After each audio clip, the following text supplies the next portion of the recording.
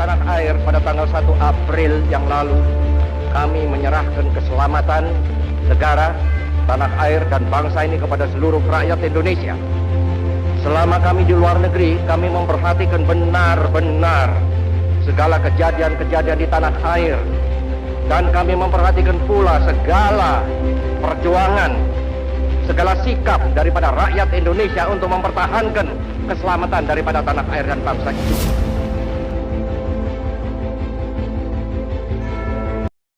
Assalamualaikum warahmatullahi wabarakatuh. Perkenalkan, nama saya Komaria, NIM 20060200021, kelas 2A, Prodi Akuntansi, Fakultas Ekonomi dan Bisnis, Universitas Islam Syekh Yusuf, Tangerang. Saya akan menjelaskan materi mengenai ketahanan nasional dan bela negara dalam rangka memenuhi tugas mata kuliah umum pendidikan kewarganegaraan yang diampu oleh Bapak Rizal Fahmi, BA, MPD.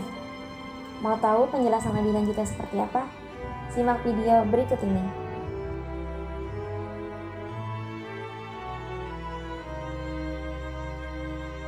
Adapun penjelasan yang pertama yaitu pengertian ketahanan nasional. Pengertian ketahanan nasional dapat dilihat secara etimologi dan juga terminologi. Adapun pengertian ketahanan nasional secara terminologi dibagi lagi berdasarkan wajah ketahanan nasional Indonesia, dimensi dan ketahanan nasional berlapis, bela negara sebagai upaya mewujudkan ketahanan nasional.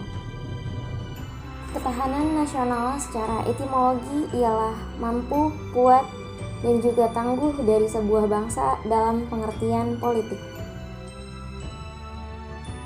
Pengertiannya secara terminologi berdasarkan wajah ketahanan nasional Indonesia menggunakan ajaran Astragatra, di mana dalam pengertiannya dikenal dengan 3 wajah ketahanan nasional.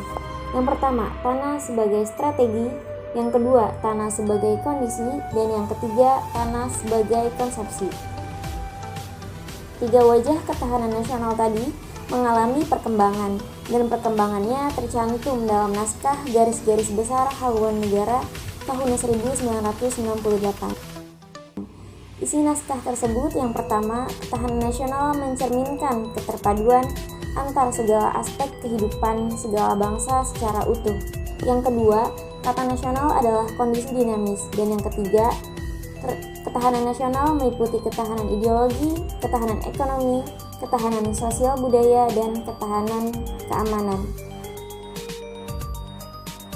Pengertian selanjutnya, ketahanan nasional memiliki banyak dimensi dan juga konsep berlapis. Adapun dimensi yang pertama yaitu ketahanan ideologi, yang kedua ketahanan politik, yang ketiga ketahanan sosial, yang keempat ketahanan ekonomi, dan yang kelima ketahanan budaya. Maksud konsep ketahanan nasional berlapis adalah ketahanan nasional sebagai kondisi yang kokoh dan juga tangguh. Dan sebuah bangsa tentu tidak akan terwujud jika tidak dimulai dari ketahanan pada lapisan-lapisan di bawahnya, di mana lapisan paling bawah ialah ketahanan diri. Ketahanan nasional berlapis dimulai dari wilayah paling luas, yaitu ketahanan nasional. Yang kedua, ketahanan regional. Yang ketiga, ketahanan wilayah. Yang keempat, ketahanan keluarga.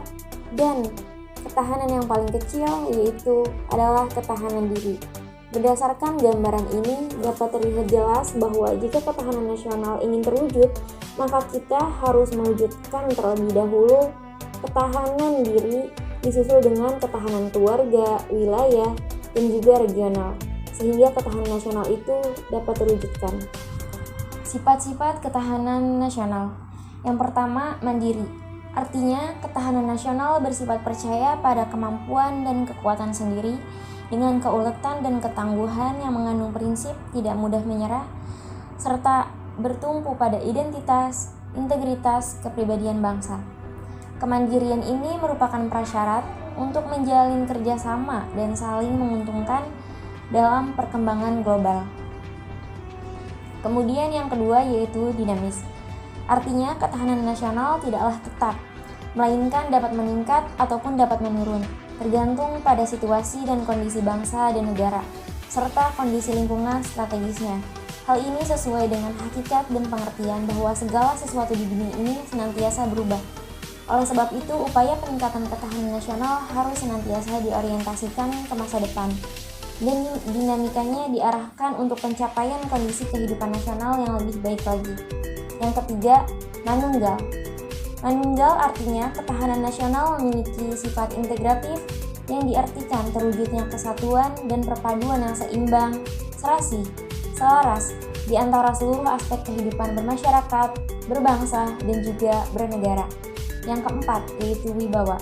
Artinya ketahanan nasional sebagai hasil pandangan yang bersifat manunggal dapat mewujudkan kewibawaan nasional yang akan diperhitungkan oleh pihak lain sehingga dapat menjadi daya tangkal suatu negara. Semakin tinggi daya tangkal suatu negara, semakin besar pula kewibawaannya. Yang kelima, konsultasi dan juga kerjasama.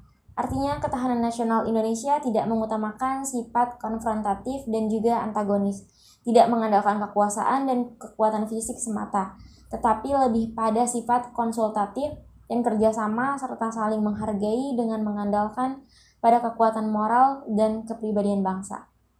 Selanjutnya yaitu asas-asas ketahanan nasional. Yang pertama, asas kesejahteraan dan keamanan. Kesejahteraan dan keamanan merupakan kebutuhan dasar dan penting bagi manusia secara individu maupun kelompok dalam bermasyarakat, berbangsa, dan juga bernegara. Karena kesejahteraan dan keamanan menjadi prinsip dalam sistem kehidupan nasional dan nilai intrinsiknya. Yang kedua, asas komprehensif integral terpadu. Sistem kehidupan nasional mencakup semua aspek kehidupan bangsa secara keseluruhan dan juga sistematis dalam perwujudan persatuan dan kesatuan. Seluruhnya harus seimbang, harmonis, dan selaras dalam kehidupan masyarakat, berbangsa, dan juga bernegara. Yang ketiga, asas mawas ke dalam dan mawas keluar. Yang dimaksud dengan mawas ke dalam ialah suatu sikap waspada atau berhati-hati dengan situasi negara yang tidak diinginkan dalam sebuah bangsa dan negara. Mawas ke dalam tujuannya untuk menjaga kondisi kehidupan nasional dari efek negatif yang berasal dari aspek lingkungan di negara ini. Mawas keluar berarti waspada atau berhati-hati dengan dampak negatif yang ditimbulkan oleh interaksi yang berasal dari lingkungan strategis luar negeri. Introspektif luar bertujuan untuk mengantisipasi dan berpartisipasi dalam menghadapi dampak negatif dari lingkungan strategis luar negeri. Yang keempat, asas kekeluargaan. Asas kekeluargaan mengandung keadilan, kebijaksanaan, persatuan, kerjasama, toleransi, dan tanggung jawab dalam kehidupan bermasyarakat, berbangsa, dan bernegara. Dalam asas ini mengakui adanya perbedaan yang harus dikembangkan secara harmonis dalam kemitraan dan dijaga agar tidak berkembang menjadi konflik yang menghancurkan dan juga saling bertentangan. Ketahanan nasional erat kaitannya dengan bela negara.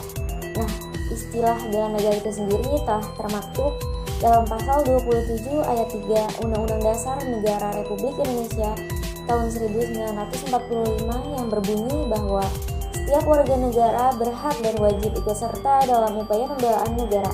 Jadi, setiap warga negara berhak dan wajib untuk turut serta dalam menentukan kebijakan tentang pembelaan negara melalui lembaga-lembaga perwakilan sesuai dengan UUD 1945. Bela negara dapat dilakukan dengan dua cara, yaitu dengan militer ataupun non-militer.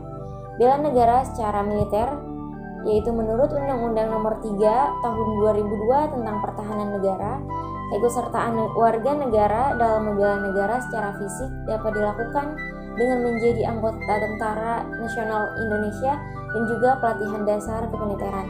Sekarang ini pelatihan dasar kemiliteran diselenggarakan melalui program Rakyat Terlatih atau RATIS, meskipun konsep rakyat terlatih adalah amanat dari Undang-Undang Nomor 20 tahun 1982 tentang pokok-pokok pertahanan dan keamanan negara. Latih ini terdiri dari beberapa unsur seperti resimen mahasiswa atau menwab, lawanan rakyat atau mandra, pertahanan sipil atau hansip, mitra babinsa, dan juga organisasi kemasyarakatan pemuda atau OKP yang telah mengikuti pendidikan dasar kemiliteran lainnya.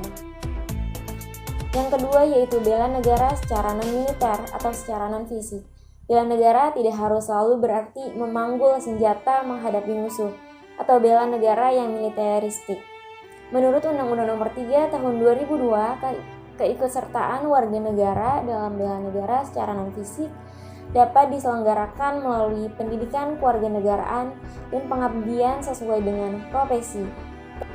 Berdasarkan hal itu, maka keterlibatan warga negara dalam upaya bela negara secara non-fisik dapat dilakukan dengan beberapa bentuk, sepanjang masa dan dalam segala situasi.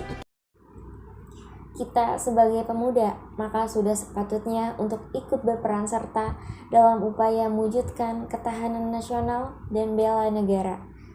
Mari, saatnya minoritas bersatu dengan mayoritas dan menjadi sebuah solidaritas.